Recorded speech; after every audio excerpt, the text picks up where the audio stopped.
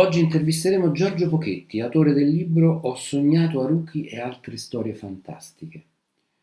Come di consueto, nella nostra rubrica a domande secche e risposte secche. Ci dica, cosa si prova a entrare in un buco nero? Ma niente di particolare, forse una leggera vertigine. Il problema è che quando torni a casa e incontri tua moglie, non sai se sia veramente la stessa moglie di prima. A guardar bene, forse c'è qualcosa di diverso. E a proposito di questo, lei racconta di aver incontrato diversi Haruki Murakami nei suoi viaggi in Giappone, o era sempre la stessa persona, diciamo dal punto di vista della fisica classica?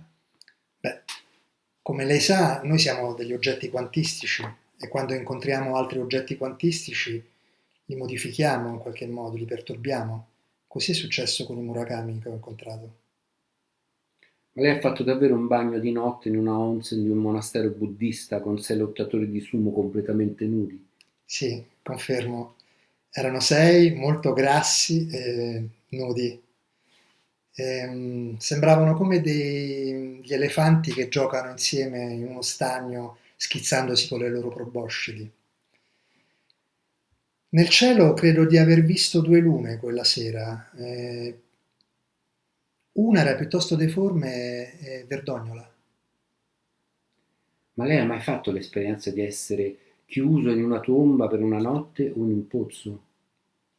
Sì, mi sono calato io stesso in un pozzo profondo 30 metri, completamente all'oscuro. Dopo 2 giorni ho incontrato l'uomo pecora. E non capita tutti i giorni, eh? Sono cose che possono succedere.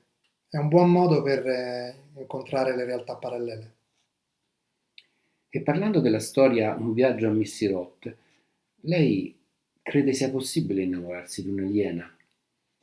Beh, se è ironica e ti parla nella tua lingua, credo che possa succedere, anche se ha delle antenne, i suoi baci siano un po' impastati e sappiano di mirtillo. E lei racconta di aver incontrato lo scrittore Orhan Pamuk quando ancora non era famoso. Sì, eravamo amici a Istanbul molti anni fa e poi io gli ho soffiato la fidanzata, però siamo rimasti amici. Lui è stato quello che mi ha insegnato la mia prima parola in turco, hüzün, che vuol dire tristezza, un sentimento che pare confondersi con il destino di quella città. Così mi ha detto. Ed è vero che in gioventù è stato in carcere con Calvino, Cortázar e Vonnegut. Sì, ho avuto questa fortuna. Eravamo nella stessa cella e tutte le sere ci raccontavamo delle storie. Poi un giorno il secondino, che ci controllava, si è accorto che invece di essere depressi, sempre più depressi, eravamo allegri e felici tra di noi. Questo era intollerabile per loro e quindi ci hanno separati. E il primo racconto si conclude con un haiku. In realtà si tratta di uno pseudo haiku che io ho composto in Giappone. Si chiama Haze Haruki, cioè Haruki il vento. E dice così: vento che entra, finestre che sbattono, vento che esce. Questo haiku io l'ho fatto tradurre da un mio amico giapponese in ideogrammi. E lui però mi ha chiesto alcuni chiarimenti prima di tradurlo. Mi chiedeva, ma il vento faceva rumore entrando? Provocava sensazioni sulla pelle? Vicino c'era il mare? Era un vento caldo o era freddo? Io sono rimasto un po' perplesso per queste domande, comunque gli ho risposto. Dopo 2 giorni lui mi ha scritto la versione delle haiku in ideogrammi.